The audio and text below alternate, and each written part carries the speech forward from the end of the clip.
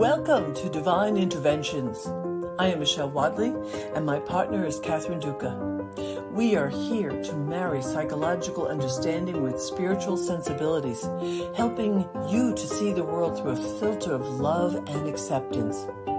We are here to blend the profound realms of spirituality and psychology to bring you a unique approach to practical happiness.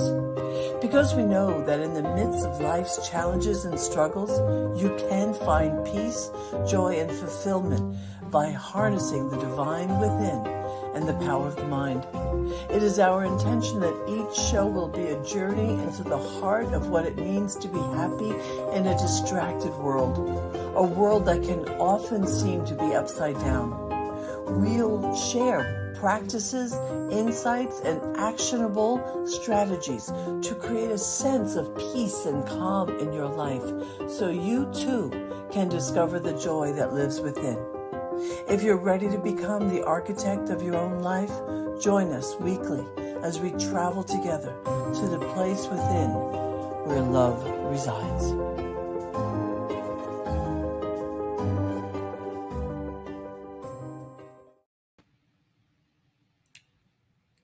Welcome to Divine Interventions. I think this is week 5, Kathy, or week 6? I think 6. Wow, week 6. So I'm Michelle Wadley, and my cohort here is Catherine Duca. Good to be with you all. And we are here to marry psychological understanding with spiritual sensibilities, and hopefully to help you see a world through a filter of love and acceptance, bringing you tools and skills if possible, and encouraging you to know that you can have life somewhat, but not with over exaggerating, but on your terms. So we're so glad you're here tonight. And Kathy, thank you for handling everything last week for me so wonderfully. I was seriously under the weather, and I appreciate that you took up the baton and you did it. You did it. Well, I had a great time, but I have to say I missed you and I missed the back and forth. So we'll make up for that tonight. So people, tonight we are here to have a conversation around something that we're called closing the loops. Closing the loops refers to, you ever have those kind of conversations where something's not complete, or where someone leaves not quite happy, not quite, it's like there's just unsaid stuff. Well, closing the loop is to take responsibility to have those additional conversations so that you can actually find closure and completion. And so Kathy and I are here tonight to say to you that we believe that's a really mindful and intelligent practice. And if, for us as humans to do that, yes, dangling threads. I love Dawn Freed. She's right there with those cues, right there. I gotta say, I love her too. And hello to everyone who's here. Thank you, Dawn. And hi, Lori Carlson. Yes, all my friends are downstairs watching the Super Bowl, but we are here with you. So Kathy, tell me how you would speak to someone about closing the loop, its value, and what that might look like. Well, what I like about this topic, Michelle, is that I know you have a passion about closing the loops, and I have a passion about how to have difficult conversations. So I'm afraid this is going to be yet another area where we overlap. I think we expected to have far more differences than we've stumbled. Different perspectives, but it doesn't seem like that's what's happening. Right. I don't think we've contradicted. Our viewpoints have contradicted each other, but we'll see how it goes. We'll see how it goes tonight. We'll find something. Someplace to disagree. Someplace. Difficult conversation. Well, I think a difficult conversation is any conversation that we do not want to have. Anytime we back away from talking with another person about an issue that exists between ourselves and the other person, we leave that a dangling participle, a hanging thread, and that is really not the most helpful way to leave things. Why? Because when we don't address the elephant in the room, then our emotions tend to kind of bubble below the surface, right? They don't go away.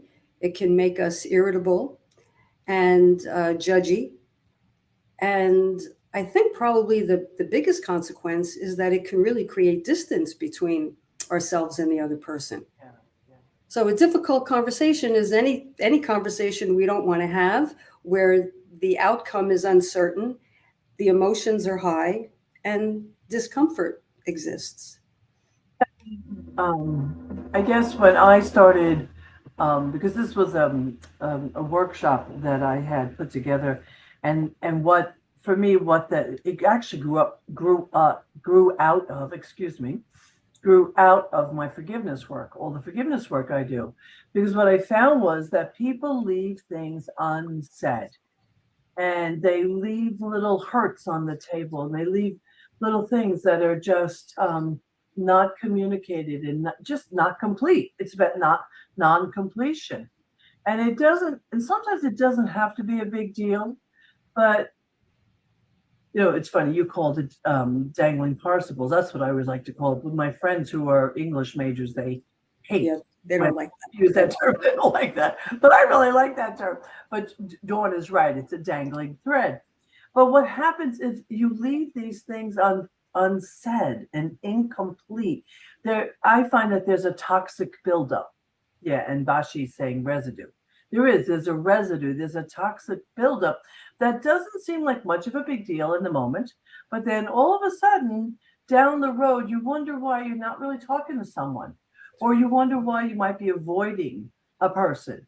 And only once you get mindful and realize, I didn't really ask them to help me to understand why they made a decision. And I love this quote from Stephen Covey. And in all my classes, I tell people, if you want to have really healthy relationships, you will practice, which is seek ye first to understand, then be understood. I mean, that was just one of the most brilliant lines I've ever heard.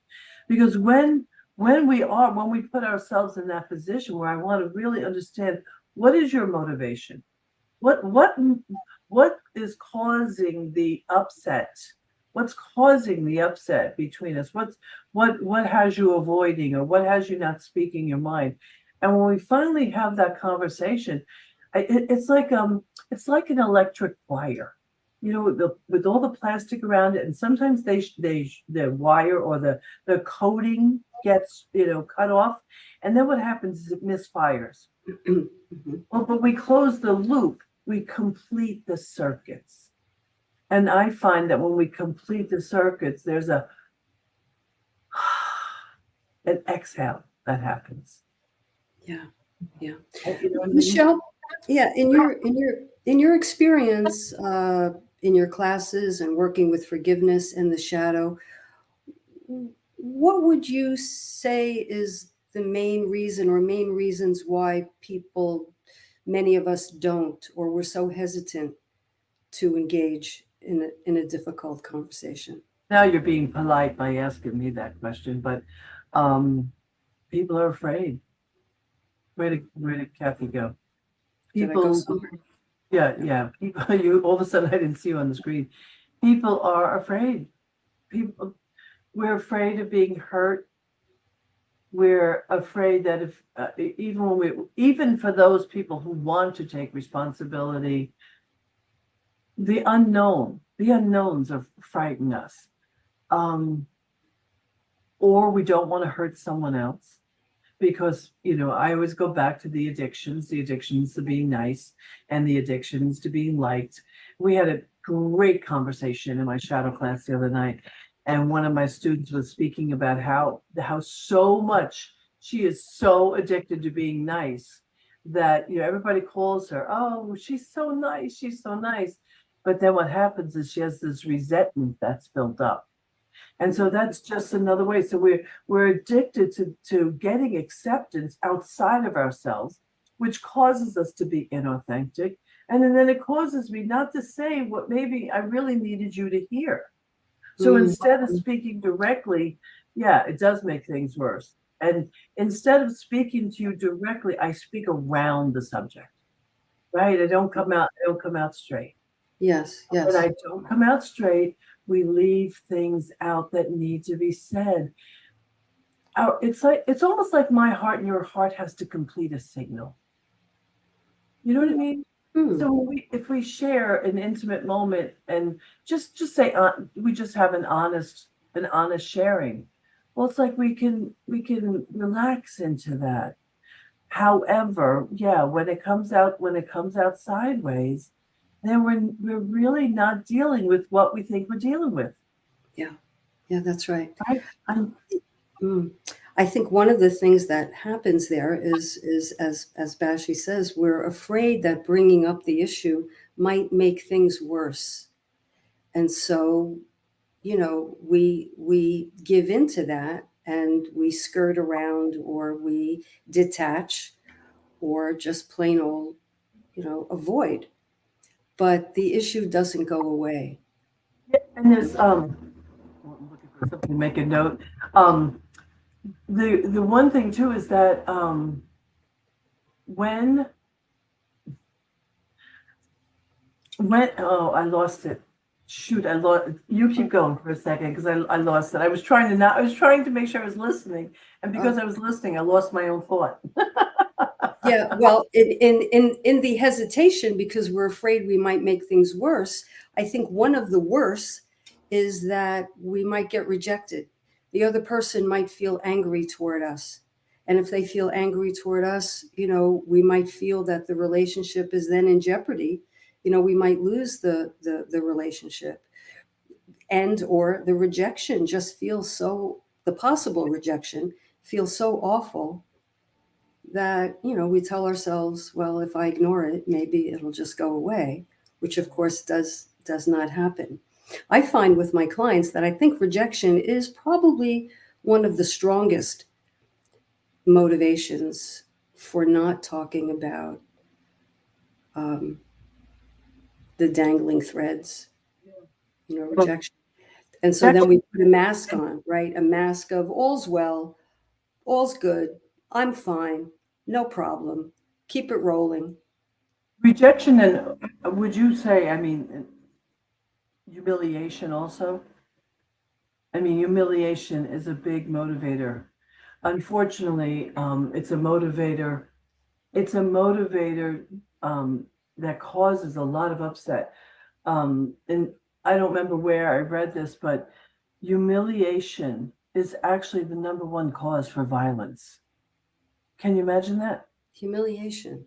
Hmm. Humiliation. And Mm. so, and the way I see this fitting together is that it's another thing to avoid, because if I'm wrong, if I've wronged you, Oh, if I I've see what you're saying. wronged you, Mm, I mm. don't even want to bring it up because I feel humiliated by Oh, my right, own actions. right, right, That's, right. you know, Well, doesn't that get at the heart of self-judgment, yeah, right? yeah.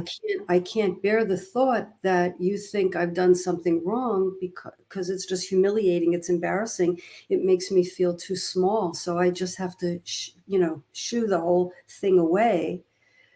But that brings in the I think related topic. Oh, is my audio okay? I hear a little echo. Yeah. Yeah, you're fine. The related topic of I don't want to be caught making a mistake that makes me feel, well, that usually has, I mean, in my experience, if we have that heightened fear of being caught wrong or having made a mistake, that usually harkens back to an earlier time when we were made wrong, or we made an honest mistake and we caught heck for doing so, or we were punished or ridiculed or mocked. And so we just said to ourselves, I talk to people all the time who say in one way or another, yes, when that happened when I was a child, I made a promise to myself. I was never going to make a mistake again. Not consciously, but we Right. uncover that. I just was never going to make a mistake. You know, I have one client who, when she was about 10 or 11, she was making dinner for her family. And she made lasagna, which was a big task for a little girl. And guess what? She put too much salt in the water for the pasta. And her father, she was so proud to serve lasagna to her family. Her mom died, and she was kind of taking over as the, you know, as the adult in the home, which wasn't the best thing. But anyway, there she was. She put the lasagna before her dad. He took a bite, he pushed it away, and he said, "You put too much damn salt in here. I'm not eating it." This is a woman who became a perfectionist like you've never seen. Pendulum swung, huh? That's it. That's it. And in many ways, so interesting. You know, we talk about duality. Um, you know, every trait can be used for good or for not so good, right? So her Right. perfectionism really has done wonders for her. She's a high achiever. Right. Right. There it is. There it is. But she's not in control of that trait. That trait runs her. So she has to be perfect in every area of her life, which of course is too much. But it started with a lasagna when she was a child. Now, I just saw it. There's some yes, I do like that. I do like Facebook, and there's two videos that come to mind. One is that it was a video of a little boy's face, and it said, when you criticize your child, I'm paraphrasing. When you criticize your children all the time, they don't start disliking you; they dislike themselves. Ouch. ouch, That's right. lifelong ouch. Yes, yeah, absolutely. So that really, I'm pretty good, but those kind of things shake me up to make sure I pay more attention to raising my grandchildren the way I help to raise them. I mean, they're being raised by their parents. I didn't mean to make it sound like I was doing it, but in way I participate, in the way I participate, I'm more careful. But oh my God, another thought left again. It was another video that I saw, but it'll come back. It'll come to you. It'll come to you. So But so in the comments, yeah, a lasagna scar. Yes, that's so true. That's so true. And so if I'm that little girl and I had that experience when I was so proud and so tender yeah, and I'm serving my dad the lasagna, if that were me, and then decades later, I'm in a kind of a conflict with someone and I feel like that person thinks I'm wrong, I'm going to just go back to that lasagna scar. And it's like, no, no, no, no, no, no. And then I could become very defensive, put up a wall, counterattack you, all the tactics to keep the criticism off of me. Right? lots and lots of defection, which again comes back to being inauthentic, constantly being inauthentic, and this is much deeper than I thought we were going to go with the subject, but that's what you and I do. But the thing I do want to speak for go back one more moment to closing the loop. I want to close the loop about the loop, Of course. and that is, I have been in practice, and there's a couple of rules that or aspects of closing the loops that are very important, that if you decide to take this on as a practice, I just want to forewarn you about. Number one is, we don't do it to prove that we are right. It can't be that. It's No. not about being right. It is not about me putting you in your place. And I certainly don't want someone to go on the defensive. I don't want that. So when I do it, and I have done this now a number of times, I will say to the person that I want to get complete with, and actually, I'll even tell the story. I'll tell the story that I created this workshop and this is a new practice of mine. And I'll say to them, I'd like to close a loop with you. And by that point, when they really understand what I'm doing, they've kind of bought in. They've bought into to the willingness to have the conversation. And I've never, ever yet had the conversation go wrong, because the intention is completion. The intention is love. Now, again, if your intention is to get back at somebody, this is not what we're talking about. This can only happen being mindful and aware and very conscious. This is about letting love pave the way. And here's why I'm thinking that it's never gone wrong for you there, because what I hear in let's close the loop, I hear a collaborative vibe on that. I don't hear a rejecting vibe. I don't hear, I'm going to tell you what you did wrong and I'm going to straighten this out and tell you how I was right. I don't, let's close the loop does not have that energy, that adversarial energy. It has cooperative and collaborative energy. And what does that do? That immediately puts the other person at ease. Ah, you see the relationship past this conflict. That's why you want to close the loop, to make things better. So right there, I exhale. Because when I don't, I'm pretty good at this stuff, but I carry it. And I think that more people carry these open, unsaid things than they realize.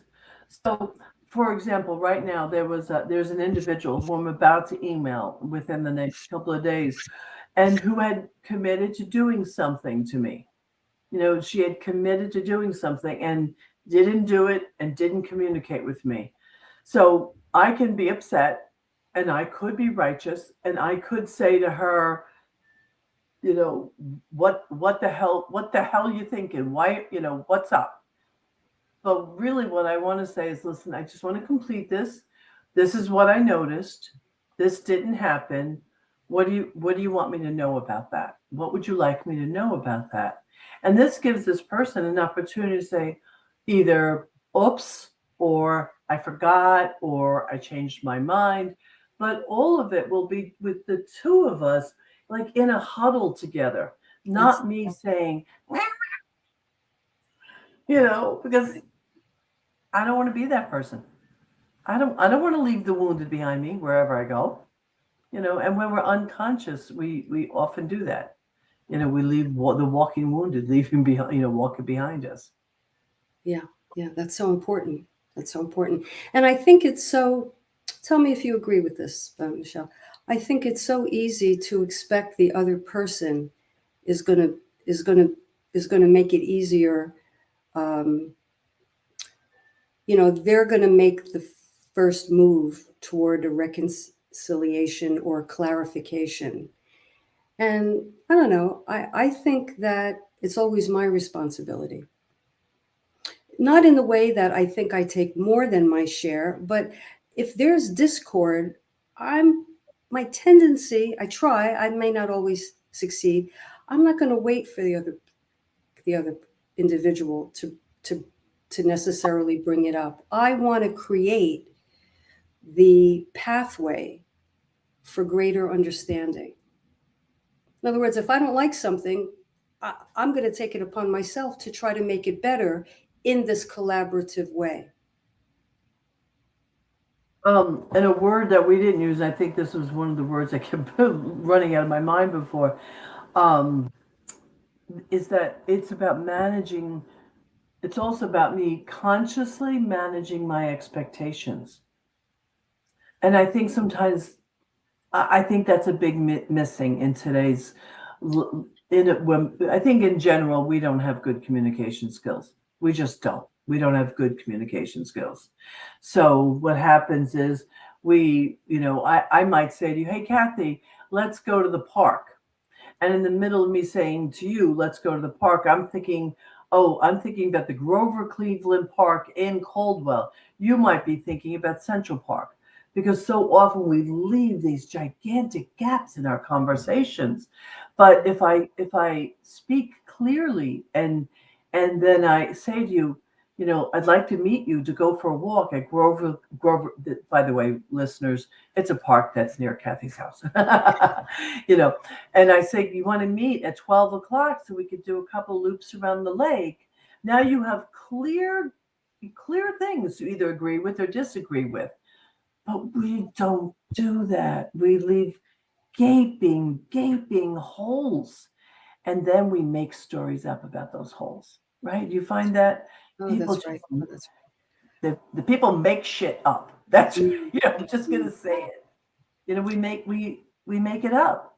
And then we wonder why someone's not meeting our expectations. And it's because we never really asked. Not properly. I mean, not clearly.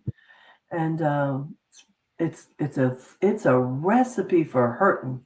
It's a real recipe for hurting. I think you hit something very crucial when you said we make assumptions, we make things up.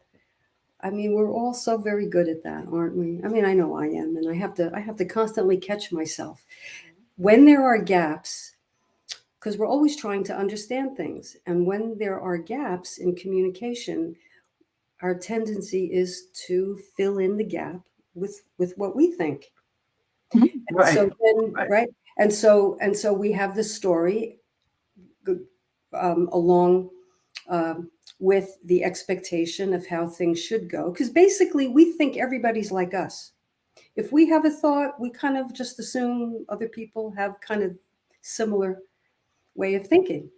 And of course, nothing could be further from the truth. And if that isn't made explicit, you have a leaky hole, as I call it. You know, um, gosh, I remember one time years ago meeting a person who I didn't know very well. We made dinner plans in Manhattan, and there was a misunderstanding with where the restaurant was. And I was waiting for an hour in one restaurant, and she was waiting in another restaurant. And um, You could get pretty upset traveling into the city. yeah, yeah, yeah. See, my assumption when that happens, my assumption, and this is based on my family and the way they thought. My assumption is, oh my God, the person is in the ER. Oh my God, something happened. So I go to what's wrong. Like what's wrong? Like there must have been an accident or something. I mean, after a while, like not the first 10 minutes, but and this person went to an absolute assumption that I blew her off, that I simply didn't care and I didn't respect her time. And she was pretty ticked off at me. Now, we didn't have a history because we didn't know each other. Great It's example. easier. I'm sorry? It's a great example. This is great. This was decades ago, but I never forgot it because it encapsulates these ingredients. Um, it can be easier if you have a history with a person, and if the history is good. The history is like a net underneath the relationship. That's how I conceptualize it. And if the net is tight enough, it can handle a few drop-offs. It can handle discord. Not always, but chances are better. But if you have a new relationship with no history, there's no safety net. In this case, we were able at some future point I said, I was over here waiting for you. I thought you were like dead in the ER. I thought you didn't care. And It had to be pre-cell phones. Of course it was. Yes, of course it was. Yes. A lot of the world now doesn't know that. There was a time you had to wait for somebody. Or you had to have a coin, right? You had to have a coin and go to a phone booth, or you had to have the maitre d' or the hostess, be so kind as to use their telephone. Something Because they were disgusting. really. So this comes under the movies we make in our heads, the assumptions we make. And boy, do we have conviction. We have conviction about our movies. Talk about quotes. One of my favorite quotes is, and this could be said about me some time ago, thankfully less so now, but the quote is, often wrong, but never in doubt. Often wrong, never in doubt. Meaning you could be often wrong, but you don't stop to think that you're wrong. You have conviction. It's Isn't that a funny. good one? You said that your tendency from your family, like, oh, someone's in the ER. My tendency, if my thought, if I was in that situation, would have been, oh, I'm wrong. What did I do? I screwed up. I take it on myself, but I don't take it on myself with a sense of responsibility. It's about beating myself up. Oh my God, you did it again. So, but again, that goes back to what are we listening with? What does Bashi have to say here? I'm not listening. I'm listening, not just thinking of my own idea, but I'm in closing the loop. I'm not perfect. I can say sorry for my part in it, but completed if the other person has a giant ego and doesn't want to admit. Yeah, That's yeah. true. And it goes back to Stephen Covey again. You mentioned, you said Annette. Stephen Covey also uses the reference about a spiritual bank account, and that if you and I have a good relationship and I've made many deposits in your bank account, Mhm. and you'll forgive me here or there if I screw up or I'm late or I misspeak, right? But if you deplete that bank account a little too much and you go too far, then what happens is you're working on with feeling depleted, and there's nothing else to pull up. There's nothing to pull from. That's right. And what's that glorious little book about buckets, filling each other's bucket? Mm. You know that book that we all have a bucket and we should be filling each other's bucket with love and compliments and all that stuff. But I just noticed the time. Let us take a moment to have a commercial break and we'll be right back to you. Great.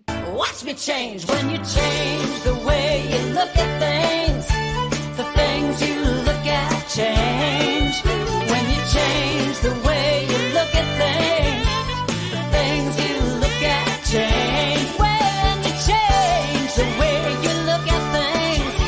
The things you look at change when you change the way you look at things. The things you look at change.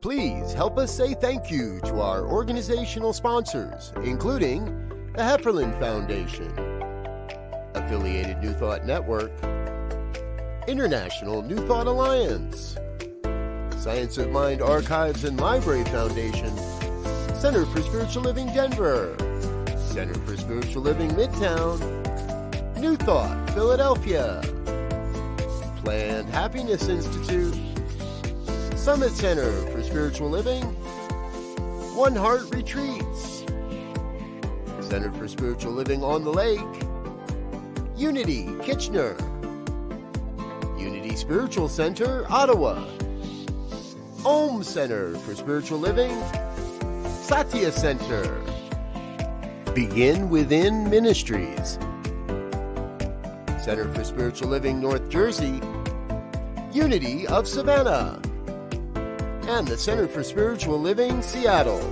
as well as all of our individual donors. Thank you for being part of the New Thought Media Network. Please like, share, and subscribe. New Thought Media Network, positively inspiring.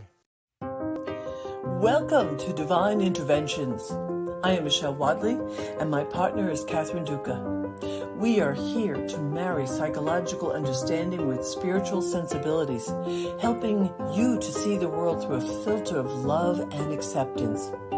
We are here to blend the profound realms of spirituality and psychology to bring you a unique approach to practical happiness. Because we know that in the midst of life's challenges and struggles, you can find peace, joy, and fulfillment by harnessing the divine within and the power of the mind. It is our intention that each show will be a journey into the heart of what it means to be happy in a distracted world, a world that can often seem to be upside down.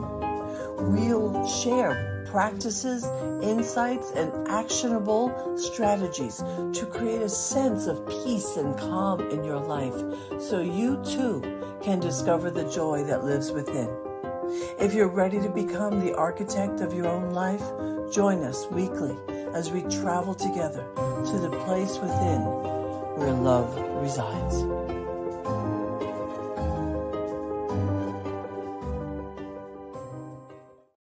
Okay, we are back, and in case those of you who are watching the Super Bowl, I'm not happy to report to you Kansas City is taking the lead. It is 13-10 over San Francisco for those of you who are watching. Oh well, I don't really care one way or the other since the Giants aren't in it, but I do like Brock Purdy, and I like that he, as Mr. Irrelevant, is taking the lead as much as he is. So that's the end of my Super Bowl commentary. Oh, I was going to say, keep the scores coming for those viewers who want to. I have to text on the side to find out. You know? I did want to tell people that I do have an evergreen course that is on this page of my the Plant Happiness Institute. I think it's like, I don't know, it's very affordable course, and it is all about closing the loops. So if you want to go on to my Plant Happiness Institute site, you'll find it under the page called Inner Whisperings. And so anyway, just wanted to make sure I told you about that, because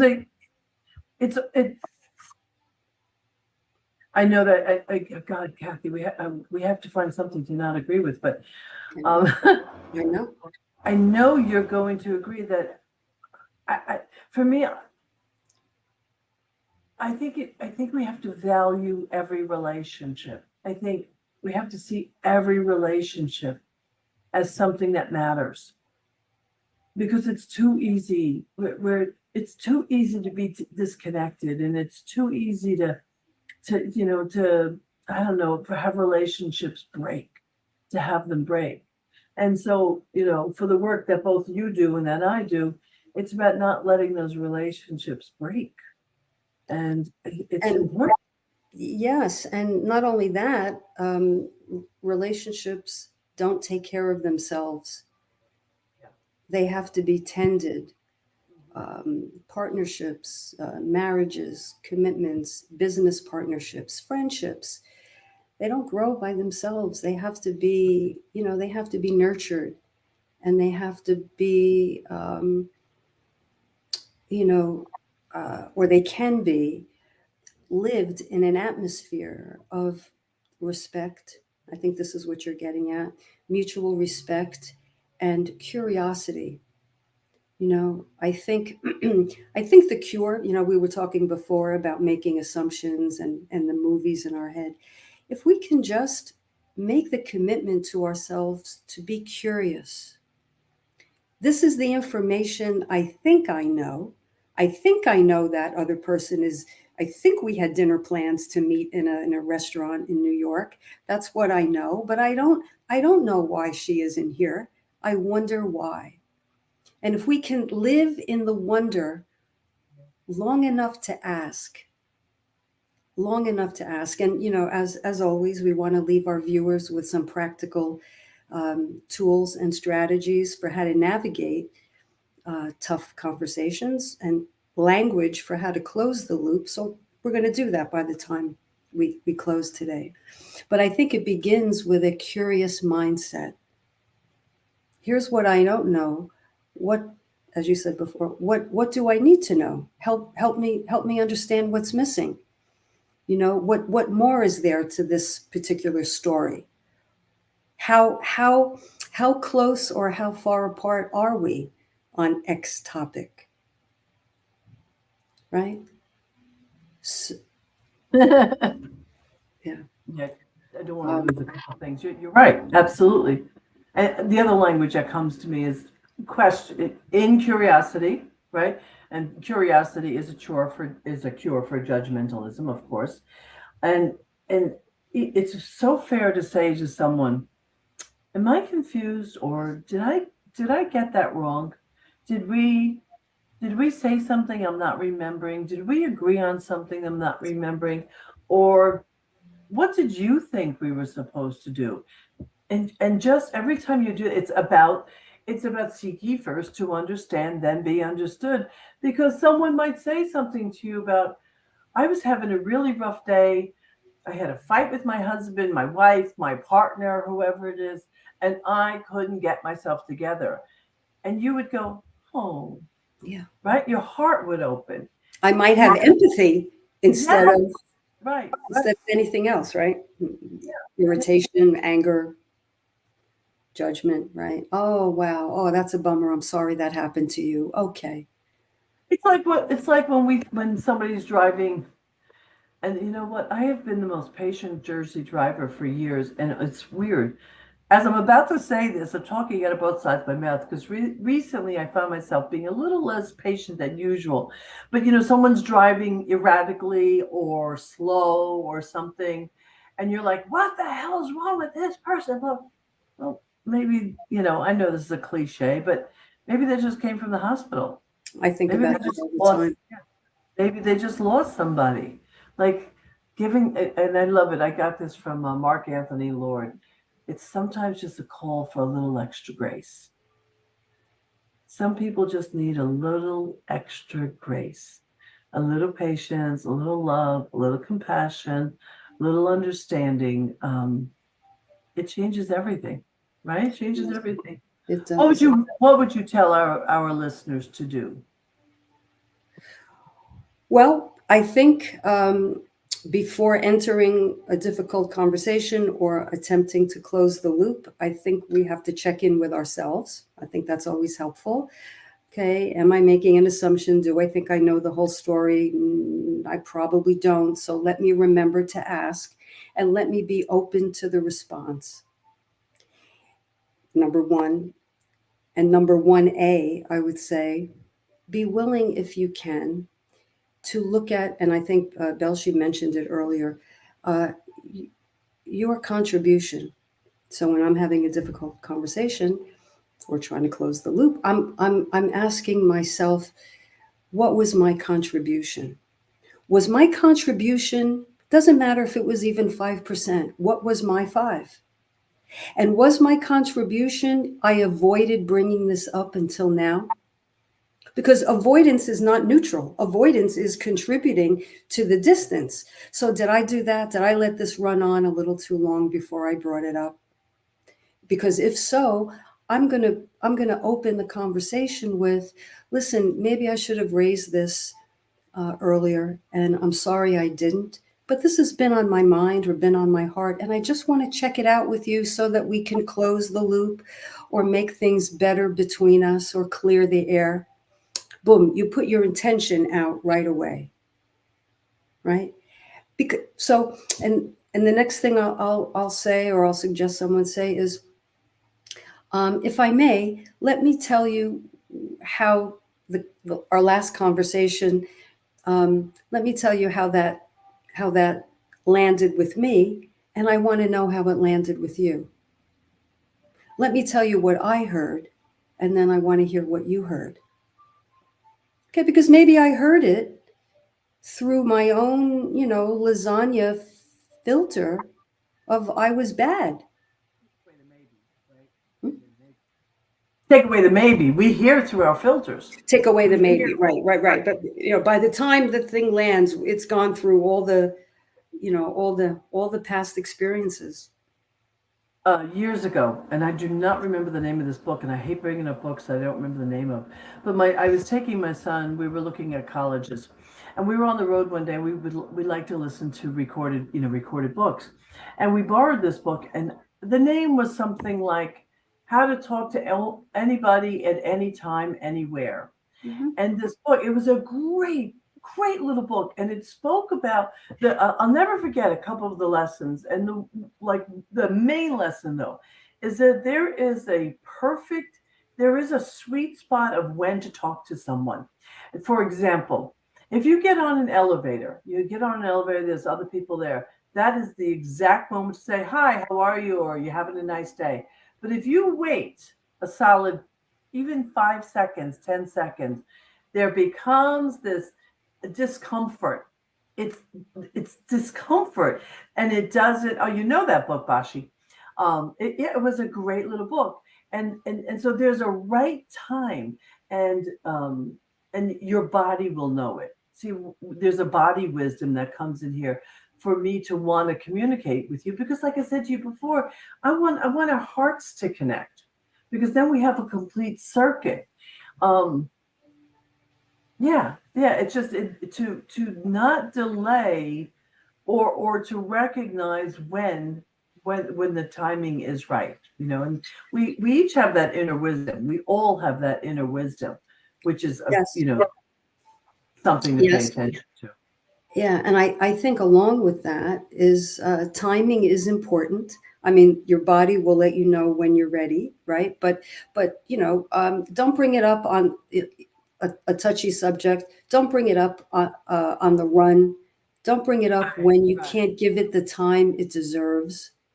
Make an appointment to talk to someone. An appointment. Hey, there's this thing. It's on my mind. I just want to. Now, what's not so good to say, because this generates anxiety in people, we have to talk.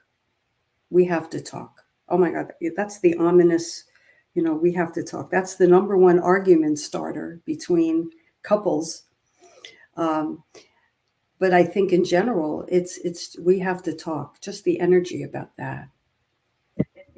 There's another book, and we studied it with my practitioners, my center. Beth Bachman brought this up to us a few years ago, and you're right. It's not we have to talk. It's can we talk? Can we talk? Can we talk? Mhm. Like, oh, okay.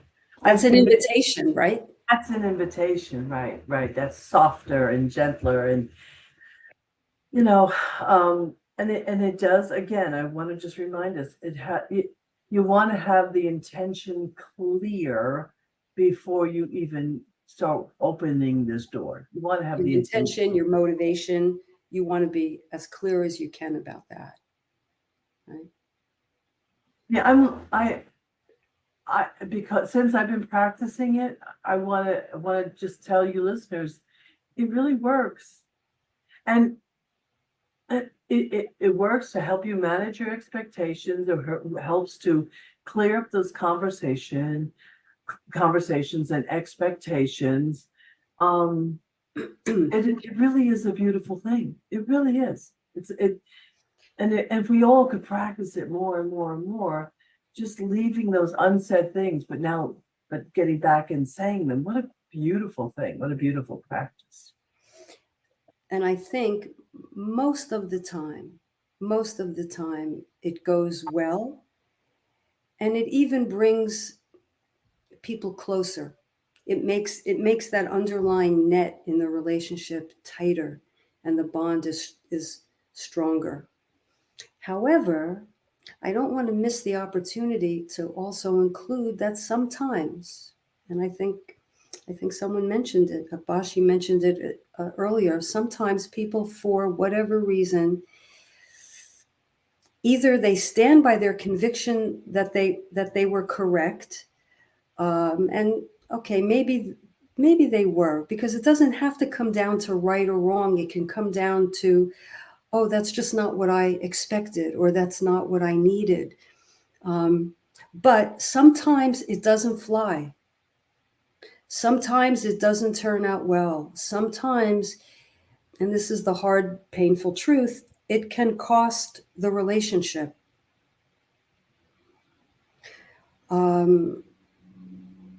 Right thing doesn't always feel good. No, doing the right thing doesn't always work out. It doesn't. no, no. But even there, I would say it doesn't have to end in in ugliness.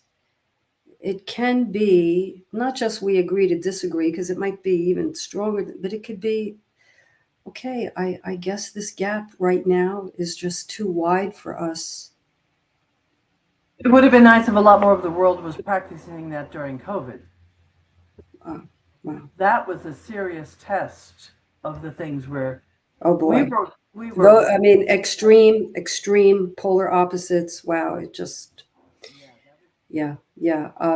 Hopefully, there are takeaways that we will take away, all the lessons there, right?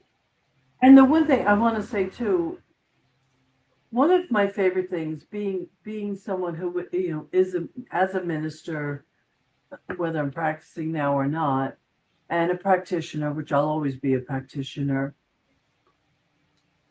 I love when someone says to me, "Can we pray?" And that for me, that's an important thing for me to say in this. For those of you who have a prayer practice, you have a prayer partner, you might have a prayer practitioner, using prayer to connect with the bigger picture of who you are, with the non-local of you, is a pretty empowering thing to do. It's a beautiful and empowering thing to do, because it kind of softens everything. It softens everything, you know. Michelle, could you give, I know we're running short on time, but could you give an example of how prayer can fit into that? The reason I ask is because those listeners who may not be familiar with prayer in the way you're referring to it, and might be used to prayer the way I know it, might find that a little curious. What do you mean pray? Okay, you're being so good about this. Let me give a mini example. All right, I'm going to give a really quick mini example. So if I am in conflict, and I, either with the other person or even alone, and what I want to do is I want to open the space so I can have a healthy conversation, and I want the support. I want some kind of spiritual support. So what I would do, this is just a little mini thing. I would say there is a power and a presence and a love that exists by means of me. And this love opens doors and opens hearts. And what I know now is, as I am in connection and or conversation with this person that I do care about, what I know is that we both get to feel safe and open and available to each other. I declare that truth rises up, that truth makes itself known, not my truth or their truth, but a truth that carries both of us into a healthy conversation. I accept this new reality with great love, great conviction, and great faith. And I surrender this word to the law of the universe, and I let it be so. And so it is. That's the kind of thing. I'm not driving, I'm not demanding, I'm not manipulating anybody. I'm just saying, let my heart be open, and let my heart and your heart connect. For me, that's the value of affirmative prayer, or we call it, spiritual mind treatment, or we call it spiritual mind. I call it spiritual mind shift. Yes, Lori, and so it is. And then now we're seeing, it's a namaste practice, which means, right, the divinity in me recognizes and salutes the divinity in you, and that's such a beautiful thing to do. Mm-hmm. We're declaring and affirming one another's greatest good, yes, one another's open heart, and it is in that atmosphere that we attempt to close the loops, bring the dangling threads home, have the difficult talks. In that atmosphere, swimming in that beautiful vibration of love, curiosity, and wanting to get to a better place with one another. That is intimacy, I think, at its most glorious. Yeah. Intimacy, mixing it up, intimacy, give and take, intimacy, putting ourselves out there, right? And the I'm right now. I signed up for a book study that we're going to be doing at the Center for Spiritual Living, North Jersey, and we're going to be reading the book, the Physics of God. I believe it's the Physics of God, and I bought the book, but I'm also listening to it on Audible.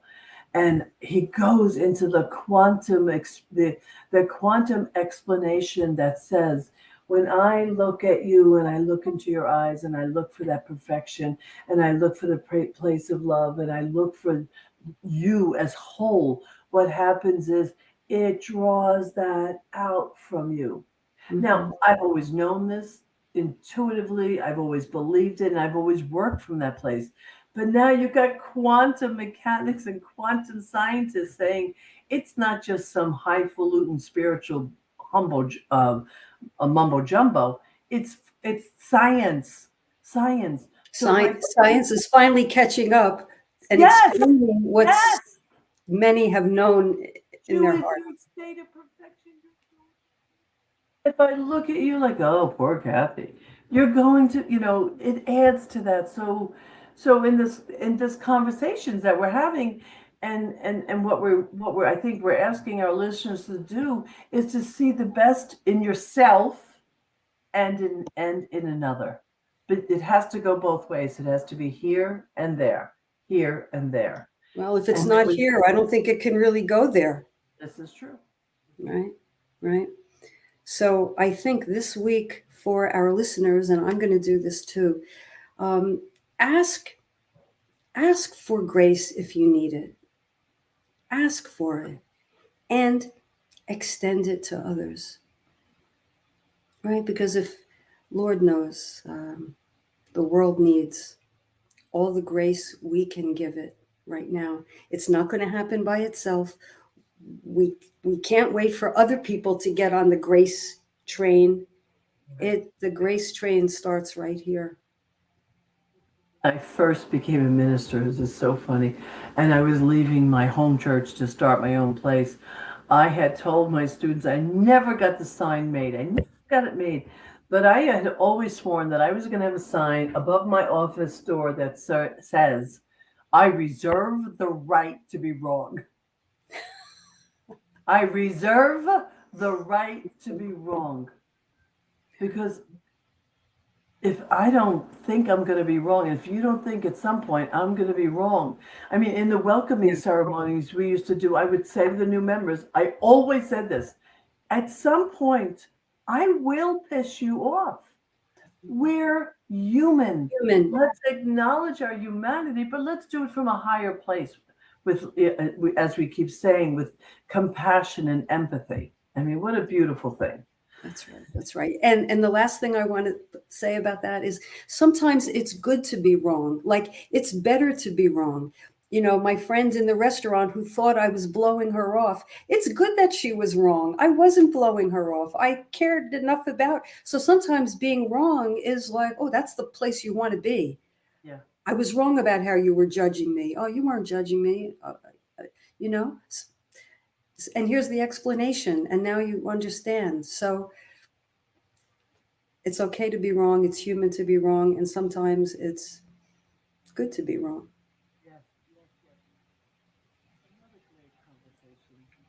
And another great agreement.